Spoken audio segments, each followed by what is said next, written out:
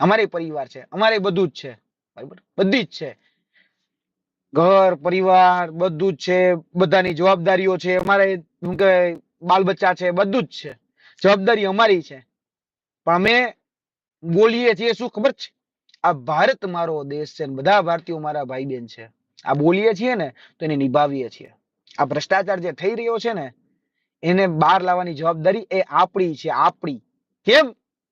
કારણ કે તમે એમ કહેતા હોય ને કે ભાઈ રાજનીતિ તો કચરો છે, ફલાણી જગ્યાએ તો ભ્રષ્ટાચાર થાય છે, ફલાણી જગ્યાએ તો આમ થઈ ગયું, ફલાણી જગ્યાએ નકલી કચેરી પકડીને આ બધું તો નકલી સાહિત ચાલે છે, તો તમારી સામે આવે છે, તમે ક્યાં બોલ્યા? તમે ક્યારે અવાજ ઉઠાવ્યો?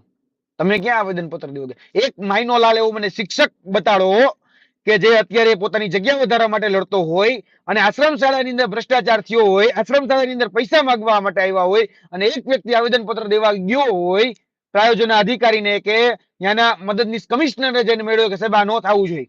ભલે હું કદાચ આ શિક્ષક બનવા માટે અહીં નથી આવ્યો, પણ મારો ભાઈ કે મારી બેન તો આવ્યા છે ને, તો રોકો. એવું એક માઇનો લાલ ગયો હોય તો મને બચાવો. અને વાતો કેવી કેવી કરે, માતૃભાષા, રાજ્ય ભાષા, રાષ્ટ્રભાષા, આપણી આદિ અનાદિકાળની સંસ્કૃત ભાષા, ફલાણું ઢીકણું, આપણે ગણિત વિજ્ઞાનના શિક્ષકોની આવી જરૂર છે, મારે કોમ્પ્યુટરના શિક્ષક બનવું છે, મારે ગણિત વિજ્ઞાનના શિક્ષક બનવું છે, આને બચાવો, આની જગ્યા વધારો. બધા વ્યક્તિગત શું કરે ખબર? સાહેબ ગણિત વિજ્ઞાનની જગ્યા વધારો ને, સાહેબ અંગ્રેજીની જગ્યા વધારો ને, સાહેબ ગુજરાતીમાં તો સાવ મેળ જ નથી પડે, 600 જગ્યા આપી, આમ થોડું ચાલે, જગ્યા વધારો. અંગ્રેજી વાળો, ગુજરાતી વાળો, સંસ્કૃત વાળો એમ બધા લડે છે, એમાંય ફાટા છે. બટાઈ ગયા છો બધી જ જગ્યાએ. એટલે ન્યાય ઉચ્ચ ડિગ્રી વાળા છે, બરોબર, તો તમારો મેળ કેમ પડશે?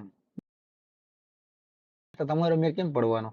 અને જે દિવસે જયારે પોતાના ઉપર આવશે ને, મુજ વીતી તુજ વીતશે, ધીરું બા પડ્યા, બરાબર, વીતતા વાર નહીં લાગે. આજે જે તમે મુકદર્શક બનીને આ બધું જ જોઈ રહ્યા છો, આશ્રમ શાળાની અંદર થતો ભ્રષ્ટાચાર પણ તમે જોઈ રહ્યા હતા, તો યાદ રાખજો એ આશ્રમ શાળાનો ભ્રષ્ટાચાર છે. આવતીકાલે તમારી કાયમી શિક્ષકોની ભરતી છે, તો ત્યારે પણ ઘણા લોકો મુકદર્શક બનીને બધું જોતા જ રહેતા હશે. ત્યારે તમે પણ કોઈને સાથ નથી આપ્યો તો તમારો પણ કોઈ સાથ નહીં આપે.